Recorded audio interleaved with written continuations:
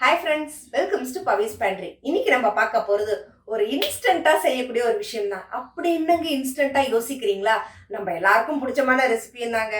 இப்போ தான் என்னோட சேனலை நீங்கள் ஃபஸ்ட் டைம் பார்க்கறதா இருந்தால் என்னோட சேனலை சப்ஸ்கிரைப் பண்ணிக்கோங்க. பக்கத்தில் இருக்க பெல் ஐக்கானும் கிளிக் பண்ணிக்கோங்க. அப்போ தான் இந்த மாதிரி இன்ட்ரெஸ்டிங்கான குக்கிங் வீடியோஸ் மிஸ் பண்ணாமல் பார்க்கறதுக்கு. அப்படி என்ன டிஷ்ஷுன்னு யோசிக்கிறீங்களா?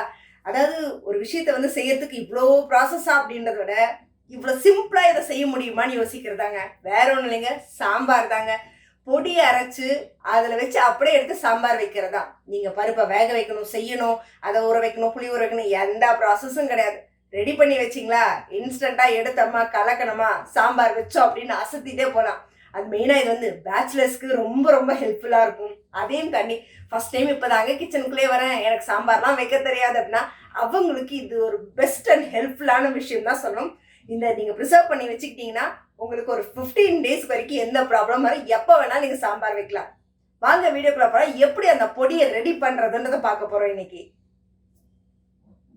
செய்ய தேவையான பொருட்கள்: பருப்பு 1/4 கிலோ, வெங்காயம் பொடியாக நறுக்குனது, தக்காளி ஒரு 3, பொட்டுக்கடலை ஒரு 50 to 100 கிராம், மிளகு, சீரகம், வெந்தயம், வரமிளகாய் 10, பூண்டு பல் ஒரு 10, தனியா 2 டேபிள் ஸ்பூன், புளி தேவையான அளவுக்கு. இது கூட பச்சரிசி ஒரு 2 டேபிள் ஸ்பூன் இருந்தால் போதும். அடுப்பை பற்ற வச்சு இப்போ எடுத்து வச்சிருக்க எல்லா ஐட்டத்தையும் வறுக்க போகிறோங்க. ஃபஸ்ட்டு இந்த வெந்தயம், மிளகு, சீரகத்தை வறுத்துடலாம். நீங்கள் மண் சட்டி வச்சுருந்தா மண் சட்டியில் வறுத்து வச்சாலும் சூப்பராக இருக்கும். இது வந்து பாட்டி காலத்தில் இதெல்லாம் வந்து ஒரு ப்ரிப்ரேஷனாக செஞ்சு வச்சுருப்பாங்க. இது நல்லா வறுபட்டும், ரொம்ப வறுக்க வேணாம், லேசாக வறுத்தா போதும், அந்த பச்சை வாசனை போகிற அளவுக்கு. இது கூடவே 2 டேபிள் ஸ்பூன் பச்சரிசியும் சேர்த்துக்கலாம்.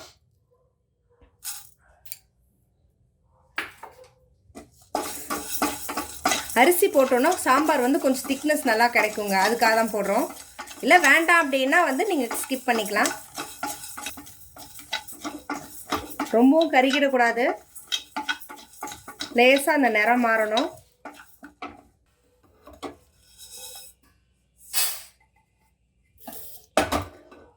அடுத்தது எடுத்து வச்ச பொட்டுக்கடலையை போட்டுக்கலாம். பொட்டுக்கடலையும் நல்லா லேசாக வறுத்துக்கோங்க.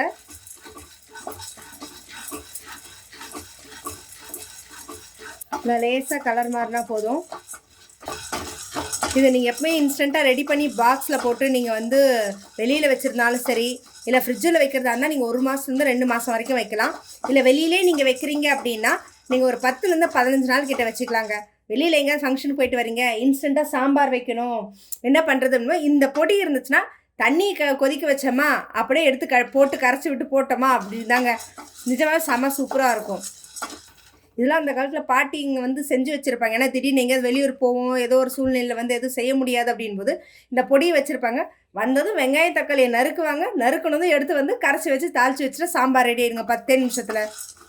பொட்டுக்கடலை நல்லா வறுபட்டாச்சு. நீங்கள் இதுக்கு வந்து மிளகாத்தூள் போடணும், தனியாத்தூள் போடணும், அதெல்லாம் எதுவுமே கிடையாதுங்க. இப்போ இதை எடுத்து கொட்டியே ஆற வச்சுருவோம். அடுத்தது எடுத்து வச்சுருந்த தனியா, வரமிளகா,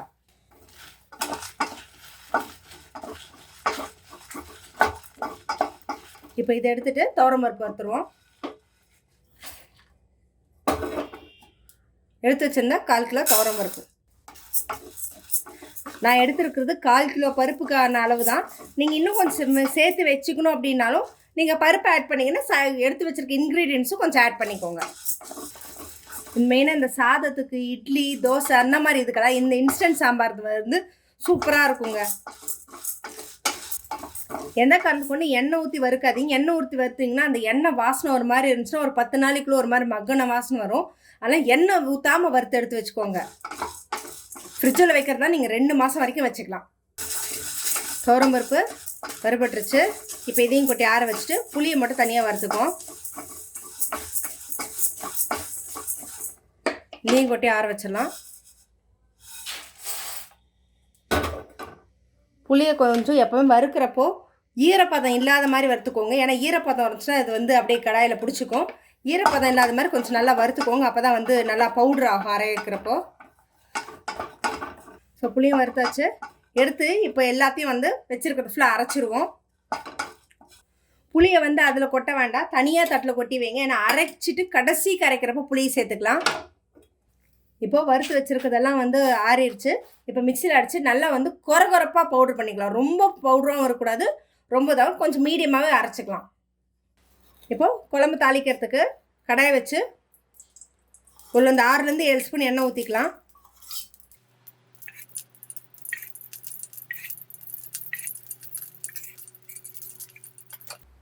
எண்ணெய் காஞ்சிருச்சு. இப்போ தாளிக்க கடுகு,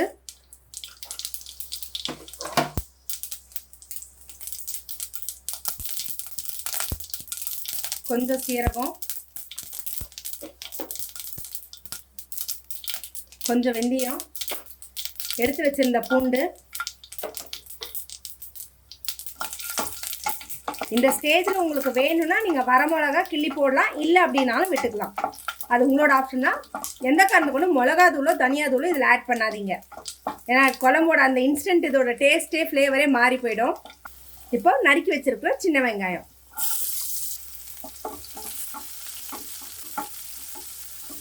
புளி ஊற வைக்கணுன்றதில்ல, பருப்பு குக்கரில் வேக வைக்கணுன்றதில்ல, எதுவுமே நீங்கள் வெங்காயம் தக்காளி கட் பண்ணி வச்சிங்களா, பொடியை போட்டு கரைச்சி விட்டோமா, சாம்பார் ரெடிங்க. நிஜமே செம சூப்பர். ஆக்சுவலாக இதெல்லாம் வந்து பாட்டியெல்லாம் வந்து அந்த காலத்தில் செஞ்சு வச்சுருப்பாங்க. ஏன்னா வெளியிலேருந்து வராங்க, ஊர்லேருந்து திடீர்னு யாராவது வருவாங்க, நைட்டுக்கு சாப்பாடு வெளியூர்லேருந்து வந்தாங்கன்னா அப்போ வேறு வந்து உட்காந்து பருப்பு வேக வச்சு செய்கிற வரைக்கும்லாம் தாங்காததுனால இந்த மாதிரி ரெடிமேடாக எப்போவுமே இன்ஸ்டண்ட்டாக செஞ்சு வச்சுருப்பாங்க. அதுவும் பானையில் வந்து துணி போட்டு கட்டி வச்சுருப்பாங்க. அதை எடுக்கும் போதே அந்த பருப்பு வறுத்து வச்சுருந்த அந்த வாசனை மண் சட்டிக்குள்ளே வைக்கும் போது கமன்னு இருக்குங்க.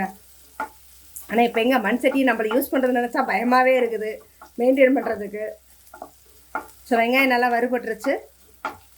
இப்போ இந்த ஸ்டேஜில் தக்காளி பழம் ஆட் பண்ணிடலாம்.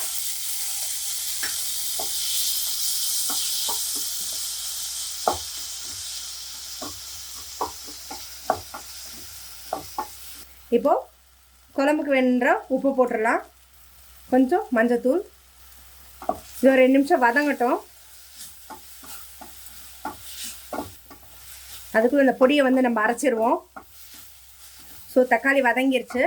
இப்போ வந்து பொடி பார்த்திங்களா நல்லா அரைச்சி எடுத்துட்டோம். இப்போ இதை வந்து கப்பில் போட்டு கரைச்சி இந்த பாருங்கள், நல்ல அப்படி ரொம்பவும் நைஸாகவும் இருக்கக்கூடாது, ரொம்பவும் வந்து கொரகொரப்பாகவும் இருக்கக்கூடாது, மீடியமாக இருந்தால் தான் வந்து அந்த சாம்பார் வந்து நல்லாயிருக்கும். இப்போ இதை வந்து கப்பில் போட்டு கரைச்சிக்கலாம். ஒரு 3 கரண்டி பொடி போட்டுக்கோங்க. உங்களுக்கு எவ்வளோ கன்சிஸ்டன்சி வேணுமோ, நான் வந்து ஒரு பெரியவங்க ஒரு 4 பேர் சாப்பிட்ற அளவுக்கு நான் வந்து இது பண்ணுறேன். இப்போ இதை தண்ணி ஊற்றி கரைச்சிக்கலாம். நான் வந்து நார்மலாக தண்ணி வைக்காமல் அரிசி களைஞ்சி தண்ணி இருக்கும் இல்லைங்களா, அதை தான் வச்சுருக்கேங்க. அரிசி களைஞ்சி தண்ணின்னு வேறு ஒன்றும் இல்லைங்க. அரிசியை வந்து சமைக்கிறதுக்கு எடுக்கும் இல்லையா, ஃபஸ்ட்டு டைம் வாஷ் பண்ண தண்ணியை விட்டுட்டு 2வது டைம் அரிசி ஊற வைக்கிறப்போ ஊற்றும் இல்லையா, அந்த தண்ணி தாங்க இது அரிசி களைஞ்சி தண்ணி. ஆனால் இதில் வைக்கிறது செம்ம டேஸ்ட்டாக இருக்கும். நல்லா கட்டி இல்லாமல் கை விட்டு இப்படி கரைச்சிக்கோங்க. இல்லை விஸ்க் இருக்குன்னா நீங்கள் விஸ்க் வச்சும் நீங்கள் இது பண்ணிக்கலாம். தக்காளி நல்லா அப்படியே சுருண்டிடுச்சு. இப்போ கொஞ்சமாக தண்ணி விட்டுருங்க, ஏன்னா எல்லாம் தக்காளி வந்து ரொம்ப அப்படியே அடி பிடிச்ச மாதிரி ஆகிடும். கொஞ்சம் அப்படியே தக்காளி வந்து திக் ஆகட்டும். நம்ம அதுக்குள்ளே இதை நல்லா கரைச்சிடலாம். இல்லை தக்காளி அடி பிடிச்சிருச்சுன்னா அப்புறம் சாம்பாரோட டேஸ்ட் மாறிடும். தக்காளியெல்லாம் அப்படியே கொதிச்சு திக்காயிருச்சு. இப்போது நம்ம கரைச்சி வச்சுருக்கிறத இதில் வந்து ஆட் பண்ணிக்கலாம். சிம்மில் வச்சு ஆட் பண்ணுங்கள், இல்லைனா வந்து பருப்பு அடி பிடிச்சிரும். கிட்டத்தட்ட இந்த அரைச்சி விட்ட குழம்பு இருக்கும் இல்லைங்களா, அந்த டேஸ்ட் ஃப்ளேவர் தாங்க இது. இன்னும் அரைச்சி வச்ச குழம்புல வந்து அந்த தேங்காய்லாம் ஆட் பண்ணுவாங்க, நம்ம இதுக்கு தேங்காய் போடுறதில்ல, அவ்வளோதான் வித்தியாசம். கொஞ்சம் தண்ணி எவ்வளோ வேணுமோ நீங்கள் ஆட் பண்ணிக்கோங்க. ஏன்னா இது வந்து பருப்பெல்லாம் அரைச்சி போட்டிருக்கனால சீக்கிரமாக கெட்டியாயிடும்.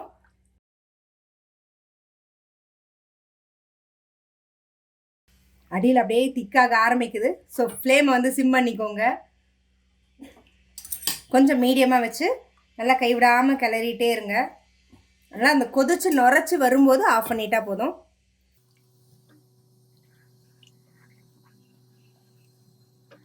சாம்பார் பாருங்கள் நல்லா அப்படியே திக்காயிருச்சு.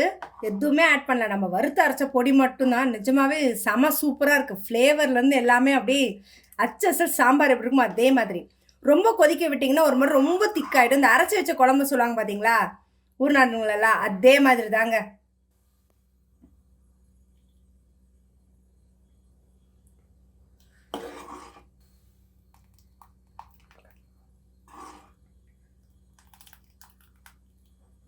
செம வாசனையாக இருக்குங்க. ஸோ நம்மளோட சாம்பார் ரெடி. இப்போது ஆஃப் பண்ணிடலாம் ஸ்டவ்வை. இந்த வீடியோ உங்களுக்கு பிடிச்சிருந்தா உங்கள் ஃப்ரெண்ட்ஸ் அண்ட் ஃபேமிலிக்கு ஷேர் பண்ணுங்கள்.